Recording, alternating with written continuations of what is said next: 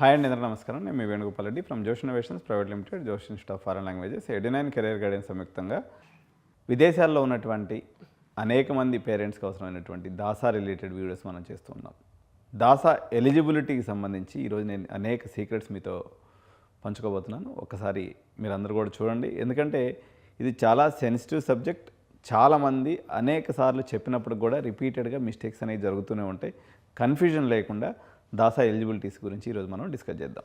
దాసా 2026 eligibility master class. Will your child get the NIT seat? The admission rules have fundamentally changed. A single bureaucratic mistake will cost your child A premium engineering seat. చాలామంది పేరెంట్స్కి ఈ ఒక్క rule తెలియక సీట్లు అనేవి కోల్పోతూ ఉంటారు. So NRI mistakes ఏంటి అంటే, ఇక్కడ చూడండి, బాబు ఏమో 10th క్లాసు దుబాయ్లో చదివిండు.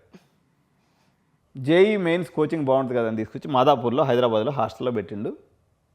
నారాయణ శ్రీ చైతన్యలో జాయిన్ చేసిండు. దాసా అప్లికేషన్ వేసిండు, అదేమో రిజెక్ట్ అయిపోయింది. ఇక్కడ కంపల్సరీ ఎందుకు రిజెక్ట్ అయిపోయింది చెప్పండి మీరు? ఇంటర్మీడియట్ విదేశాల్లోనే చదివి ఉండాలి. 11th and 12th mandatorily study in abroad for CAEE quota. కాబట్టి ఇది ఫెయిల్ అయిపోయింది.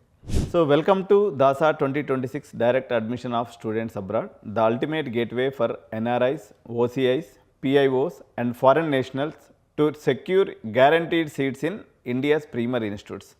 Super న్యూమరీ quota up to 15% extra seats reserved exclusively for the international applicant pool అండి. సో అసలు దాసా 2026కి ఎవరు ఎలిజిబుల్, ఈ వీడియో ఎండ్ వరకు చూస్తే మీకు అర్థమైపోద్ది.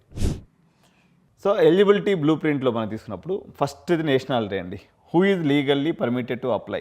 సో ఇది ఒక పాయింట్. తర్వాత residential school where your child is allowed to study. మీ పిల్లలు ఎక్కడ చదివి ఉండాలి. మూడోది వచ్చేసి non negotiable board exam requirement, అంటే 75% మ్యాండేట్. నాలుగో రిక్వైర్మెంట్ జేఈ మెయిన్స్ రాసి ఉండి దాంట్లో మంచి మార్కులు తెచ్చుకోవడం అనేది ఒక మ్యాండేటరీ థింగ్ అనమాట. సో ఈ 4 క్రైటీరియాని సాటిస్ఫై చేస్తే, ఈ 4 పిల్లర్స్ అనుకోవచ్చు దీనికి.